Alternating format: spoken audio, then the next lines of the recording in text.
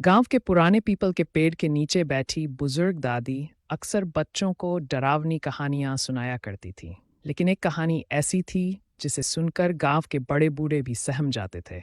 सुगाहन चुड़ैल की कहानी। शुभा की शादी गांव में शुभा नाम की एक नवविवाहित लड़की थी। उसकी शादी बड़े धूमधाम से हुई थी और वह अपने पति रमेश के साथ बहुत खुश थी। लेकिन शादी के कुछ ही दिनों बाद गांव में एक अजीब घटना घटी। हर पूर्णिमा की रात कोई न कोई औरत रहस्यमय तरीके से गायब हो जाती थी। गांव के लोग डरने लगे, पर किसी को कुछ समझ नहीं आ रहा था। एक दिन रमेश को दूर शहर जाना पड़ा और शुभा को अकेले ही घर पर रहना पड़ा। उसकी सास ने समझाया, बेटी रात को दरवाजा मत खोलना, चाहे कोई भी पुकारे। शुभा ने सिर हिला दिया, लेकिन उसे क्या पता था कि उस रात उसकी जिंदगी हमेशा के लिए बदल जाएगी। रात का रहस्य। आधी रात को दरवाजे पर किसी ने दस्तक दी।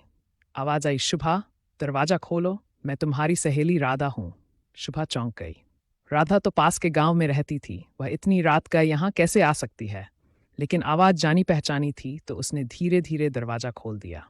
जैसे ही दरवाजा खुला, एक काली परछाई तेजी से अंदर घुसी।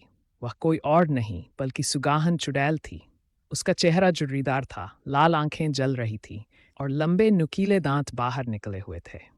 वह चुड़ैल सिर्फ उन्हीं नवविवाहित औरतों को निशाना बनाती थी जो अपने पति की लंबी उम्र की कामना करती थीं, क्योंकि वह खुद अपने पति की मौत के बाद चुड़ैल बन गई थी और अब हर सुहागन से उसकी मांग का सिंदूर छीनना चाहती थी।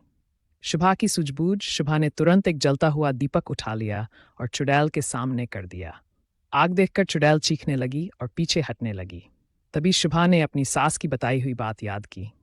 अगर कभी